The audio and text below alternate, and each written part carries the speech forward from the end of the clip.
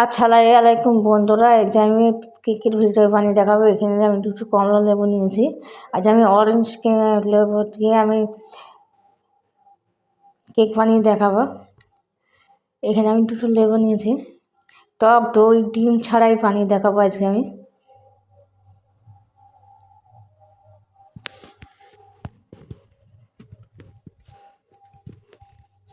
লেবুটাকে দু আধখানা করে কেটে নিয়েছি।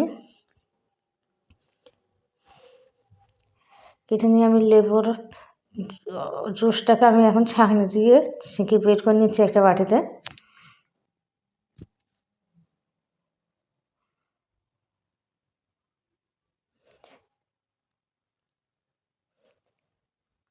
এভাবে এরকম করে আমি সব দুটোরই রস বের করে নিয়েছি জুসটা।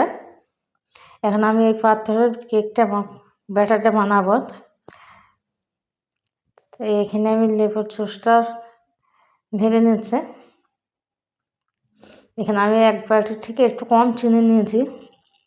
আমি বাটি মেপেই দেখাবো আজকে। চিনিটা আমি ঢেলে দিচ্ছি।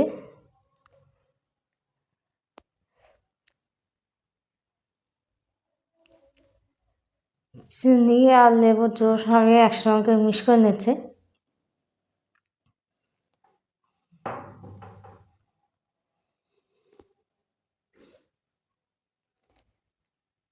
আমি যে বাটি মেপে চিনি আর সে বাটিতেই আমি তেল নিয়েছি অর্ধেকটা,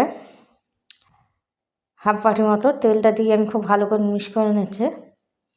লেবুর জুস, চিনি আর তেল একসঙ্গে মিক্স করে নিয়েছি। এখানে আমি সামান্য পরিমাণ লবণ দিচ্ছি। এখানে আমি একটা পাতি লেবু নিয়েছি। পাতি লেবু কেটে আমি অর্ধেকটা রস এই ব্যাটারে দিচ্ছে, দিয়ে আমি খুব ভালো করে মিক্স করে নিচ্ছি।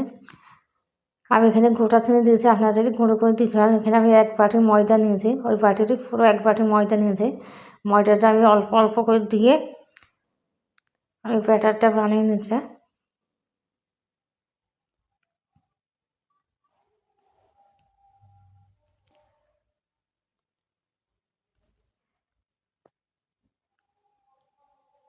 আমি ময়দাটা একেবারে দিয়ে নিয়ে আমি দুবারে দিচ্ছি।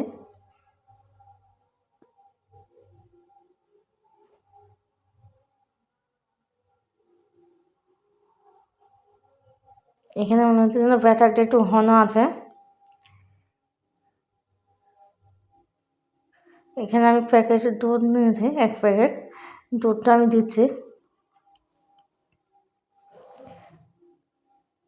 এই প্যাকেটের দুধটা দিয়ে আমি খুব ভালো করে মিক্স করে নিচ্ছি।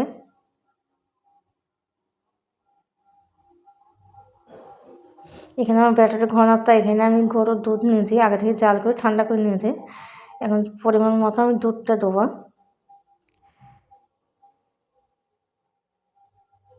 দিয়ে আমি খুব ভালো করে মিক্স করে নিচ্ছি।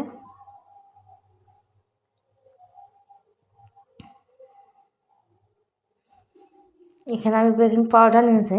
এখানে আমি 1 চামচ মতো বেকিং পাউডার দিচ্ছি। ওই চামচে সামান্য পরিমাণ মতো বেকিং সোডা দিচ্ছি, দিয়ে আমি সব রকম করে আবার ভালো করে মিক্স করে নিচ্ছি। এখানে আমি ভ্যানিলা এসেন্স নিয়েছি। আমি কিছুটা পরিমাণ ভ্যানিলা এসেন্স দিচ্ছি,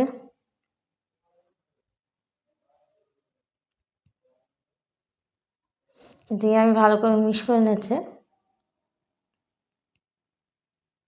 আমি এখানে কিছুটা ড্রাই ফ্রুট নিয়েছি, বাদাম, ড্রাই ফ্রুটগুলো দিয়ে আপনারা ইচ্ছা মতো দিতে পারেন, আবার নাও দিতে পারেন। এখানে আমি কটা দিচ্ছি, দিয়ে আমি খুব ভালো করে মিক্স করে নিচ্ছি। এটা বড়দিনে কেক একটু দিলে হয়তো ভালো লাগবে। এখানে আমি কিছুটা রেখে দিয়েছি, সেটা আমি পরে আবার দেবো। এটা খুব ভালো করে মিক্স করে নিয়েছে। আমি ওই বাটিটাতে কেকটা বানাবো, তো এখানে আমি ওই মাপের একটা কাগজ কেটে নিয়েছি। এখানে আমি বাটিতে তেল লাগিয়ে নিচ্ছি। বাটিতে ভালো করে গা গোনা আমি তেল লাগিয়ে নিচ্ছে।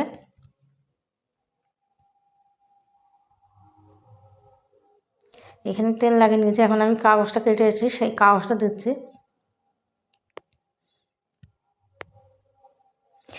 কাগজের উপরেও আমি সমান পরিমাণ তেল লাগিয়ে নিচ্ছি। এই ভিডিওটা ছেড়ে জানি না আবার কবে ভিডিও ছাড়তে পারবো। ব্যাটারটা আমি ঢেলে দিচ্ছি।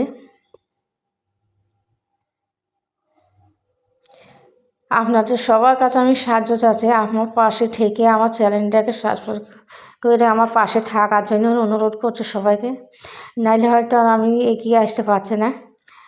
ব্যাটারটা আমি ঢেলে দিয়েছি। এখন এই ৫ মিনিট আমি কেকটা বানাবো, তো চুলায় ধরে দিয়ে 10 মিনিট আমি চাল করে নিয়েছি। দিয়ে এখন কেকের বাটিটা আমি বসিয়ে দিচ্ছি, বসিয়ে দিয়ে ঢাকনি মেরে রেখে দিচ্ছে।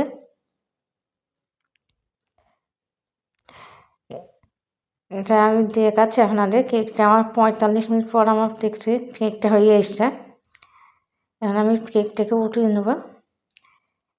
কেকটা খুব সুন্দরভাবে হয়ে গেছে, কিন্তু কাঁচা নেই। এখন আমি এটা উঠিয়ে নিচ্ছি। উঠিয়ে আমি 2-4 মিনিট মতো ঠান্ডা করে নিয়েছি, পুরোপুরি ঠান্ডা হয়নি। এখন আমি কেকটাকে একটা প্লেটে উঠিয়ে নেব। গাটাকে আমি ছুরি দিয়ে সাইড থেকে বের করে নিচ্ছি।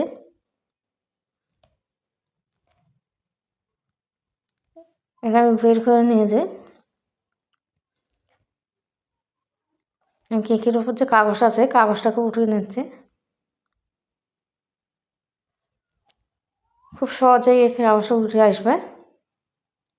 কেকটা দেখুন কত নরম তুলতুলে হয়েছে। আমি আপনাদের কেটে দেখাচ্ছি।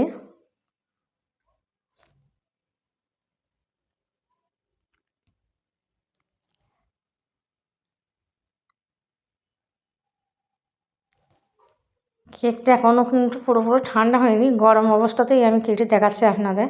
এখনও কেকটি কিন্তু ভাপ উঠছে। কত সুন্দর হয়েছে। এইভাবে আপনারাও বাড়িতে ঘরে থাকা উপকরণ দিয়ে খুব সহজে এইভাবে বাড়িতে বড়দিনে কেক বানিয়ে নিতে পারবেন। কেকের ভেতরটা তখন কত সুন্দর হয়েছে। এখনও কিন্তু গরম আছে কেকটা, গরম অবস্থায় আমি আপনাদের কেটে দেখাচ্ছি। এইভাবে আপনারাও খুব সহজে বাড়িতে থাকা উপকরণটি বানিয়ে নিতে হবে। আমার পাশে থাকার জন্য সবাইকে